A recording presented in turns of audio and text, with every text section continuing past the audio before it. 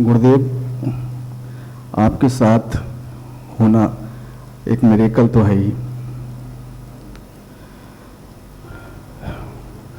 मैं प्रश्न पहले पूछा करता था, अब प्रश्न नहीं पूछता ही नहीं हूं, क्योंकि प्रश्न होते हैं और इधर होते हैं, उधर से जवाब आता है और एक वर्तुल है वो पूरा होता है। लेकिन प्रश्न है जो मैं नहीं पूछ पाता हूं। मुझे लगता है कि मैं नहीं पूछ पाता हूं, प्रश्न तो है।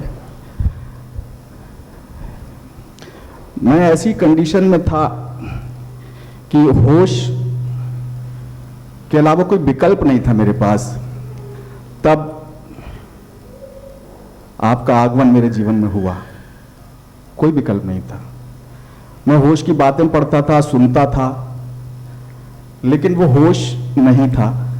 सिस्टमैटिक था मैं, बिल्कुल होश को पढ़ता था, सुनता था, वो अच्छा भी लगता था, लेकिन नहीं था वो होश। लेकिन आपके साथ जुड़ने के बाद ये लगा कि हाँ, होश मैं अपनी तरीके से जीता हूं, आपकी समझ को मैं अपनी तरीके से जीता हूं। और प्रश्न वो ये है कि सब कुछ बहुत अच्छे से हो रहा है, बहुत बढ़िया। पता नहीं एक बल आपसे मुझे मिलता है और कोई भाव नहीं है मेरा करने का, हो रहा है, सब कुछ हो रहा है गुरुदेव। लेकिन जो मेरे साथ चुनौती है, मैं उसे चुनौती कहूंगा, वो मेरी मां कि मैं उन्हें कभी इंटरप्रेट नहीं करता, कभी भी नहीं। वो अपनी कंडीशनिंग के हिसाब से बिल्कुल ठीक है, मैं उन्हें एक्सेप्ट करता हूं। लेकिन कहीं भी मैं सरवाइव करता हूं, अपनी ड्यूटी में सरवाइव करता हूं, मैं कह रहा हूं, लेकिन वो होता है गुरुदेव, वो मैं करता नहीं हूं, वो होता है। लेकिन मां चुनौती खड़ी करती है मेरे सामने हमेशा। वो ऐसे कि कल दूसरी बार हुआ, मैं निकलता हूं, मैं जानता हूं अब कैसे वो यहां तक पहुंचे, मेरी वाइफ, मेरी मदर कैसे पहुंचे, मैं उसको नहीं बता पाऊंगा।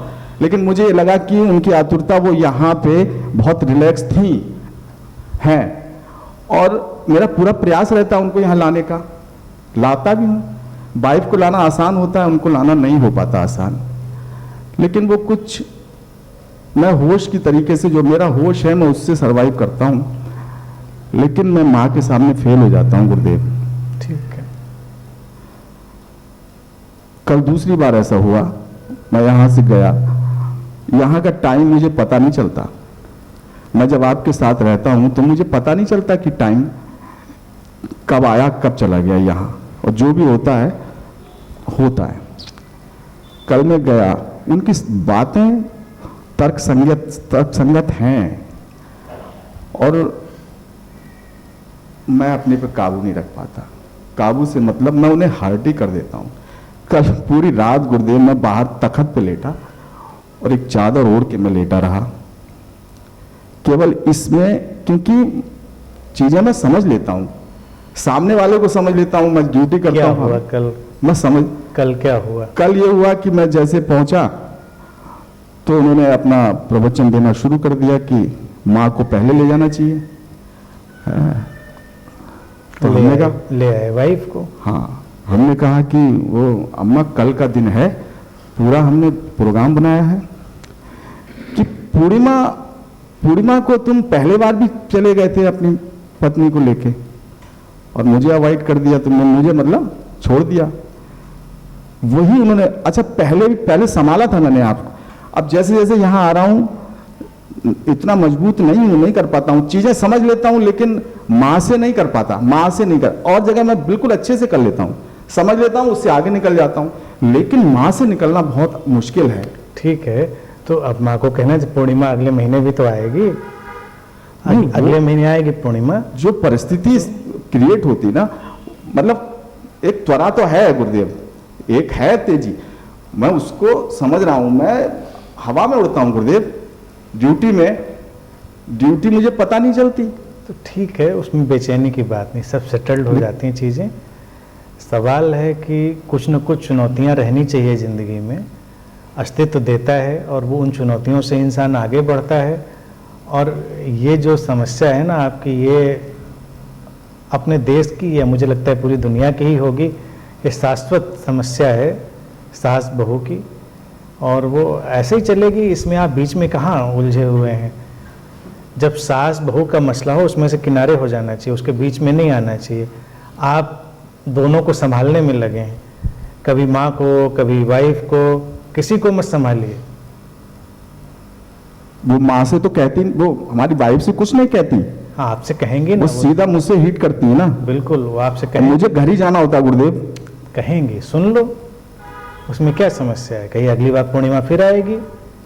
टैक्टफुल होइए, थोड़ा डिप्लोमेटिक होइए, स्ट्रेट होने के बजाय कहिए ठीक है अमावस्या पे इसको ले जाऊंगा, पूर्णिमा पर आपको ले चलूंगा। और बस कहिए कि यदि पूर्णिमा ज़्यादा उजली है तो आपको ले चलेंगे, और काली अमावस्या में इसको ले जाएंगे। क्या है,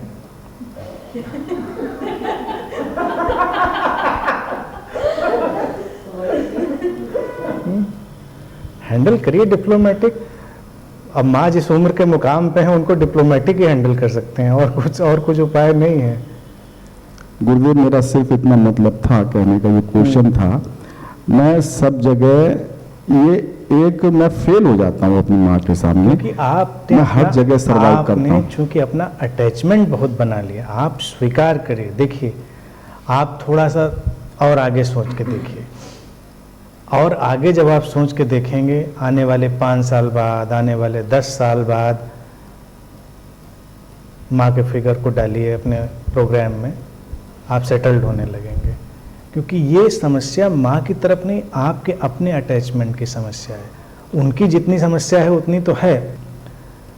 अब कल्पना करिए कि वो हमेशा तो रहने वाली नहीं है। उम्र के जिस मुकाम पे हैं जाएंगे, कल परसों, साल भर बाद, 2 साल बाद, 5 साल बाद, जब भी, तब आप क्या करेंगे?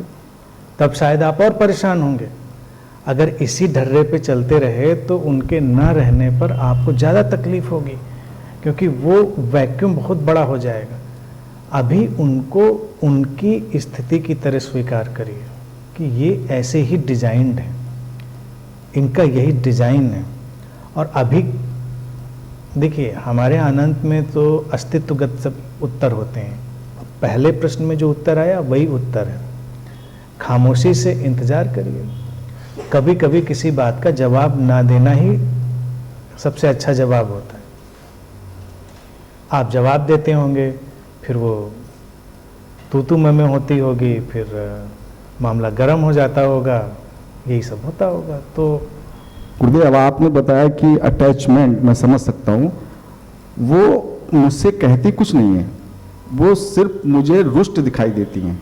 हाँ, तो यही अटैचमेंट है ना, कि रुष्ट है तो है, उनका प्रोग्राम है रुष्ट होने का। इसमें आप क्या कर सकते हैं? मतलब आप खुश कर लेंगे।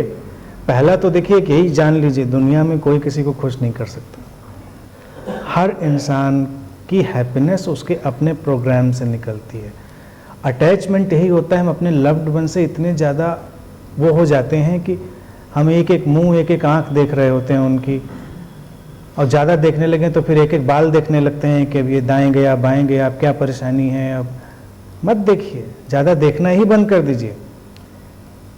बात थोड़ी सी अजीब लगेगी, क्योंकि लगे सेंसिटिविटी होनी चाहिए। सेंसिटिविटी, ये ज़्यादा बड़ी सेंसिटिविटी है कि आप उनकी केयर करिए, उनके प्रति कंसर्न रहिए, लेकिन बहुत मत देखिए। क्योंकि हम कितना भी कोई हमारा नज़दीक का हो, माँ हो, पिता हो, बेटा हो, बेटो, कोई भी हो, जीना उसको अपनी ज़िंदगी है। जो उसका प्रोग्राम है, जो उसकी डेस्टिनी है, जीनी उसको वही है। हम कुछ नहीं कर सकते। ये अपने को स्वीकार कर लेना होता है। जिस दिन आप ये स्वीकार करेंगे कि अगर वो रुष्ट होती हैं या दुखी होती हैं, तो ये उनकी डेस्टिनी है दुखी होना, रुष्ट होना। इसके सिवा और कुछ नहीं हो सकती। इसमें आपने उनका कोई स्विच नहीं वो किया लगता है। क्योंकि अगर आप पूछ देंगे तो एक कहावत चलती, पूछने से पूछ लगती है। अगर आप पूछ देंगे तो फिर उनको भी ख्याल आ जाता, अच्छा हाँ ठीक है, इसने ऐसा किया था इसलिए, या तुमने ऐसा किया था। आप जाके कभी पूछ लीजिए अपने घर पर। अब नियम बना लीजिए, अपने बच्चों से शुरू कर दीजिए इस बात को किसी भी बात को कभी पूछ लीजिए, क्यों आज तुम उदास हो, कोई मुझसे गलती हुई? आपके बच्चे भी बड़े इन्वेंटिव हो जाएंगे, थोड़े दिनों में सब निकाल लेंगे कि अच्छा कल जब आप घर आए थे तो आपने ऐसा किया था इसलिए हम उदास हैं। या आप क्यों पूछिए, उदास हैं तो रहिए उदास, भाई आप उदासी है आपकी, प्रसन्नता आपकी, इसमें हम इतना ज़्यादा क्या पूछें। आप प्रसन्न रहिए, जो आपके पास होगा वही आप देंगे। ये कठोर नहीं है, ये सच्चाई है, कठोरता नहीं है। प्रेम है अपनी अच्छी चीज़ों को शेयर करना, मोह है कि एक एक बात में ऑब्सेस्ड रहना कि ऐसा क्यों हुआ। अब मान लीजिए वो बीमार पड़े तो आपसे जो बन पड़ता है कर दीजिए, लेकिन बीमारी आपको ठीक निकाल देने का तो कोई उपाय है नहीं, क्या कर लेंगे आप? या तो आप डॉक्टर होइए।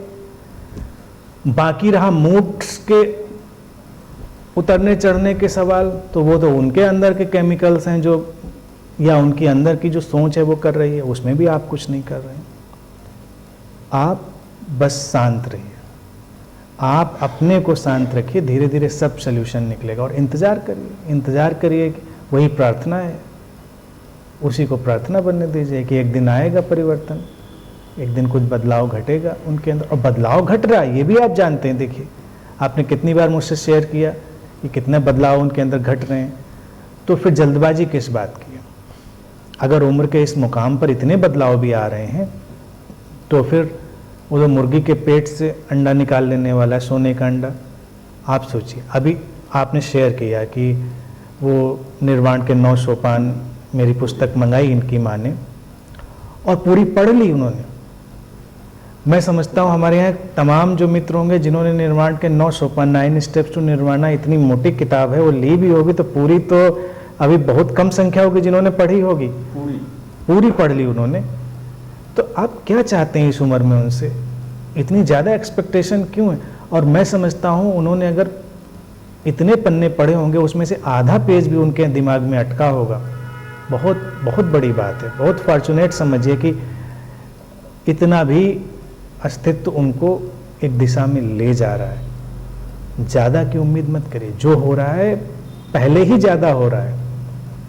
और बाकी रहा जिसमें आप झूल रहे हैं, उसमें तो हिंदुस्तान का हर पुरुष और हर महिला इस सास बहू के जो झमेले में सब उलझे हुए हैं। आप कोई नए खिलाड़ी थोड़े ही हैं इसमें, सब उसी में उलझे हुए हैं। नई जनरेशन वाले भी, आपके वाले और जो पुरानी जनरेशन वाले हैं वो सब उसी में उलझे हुए हैं।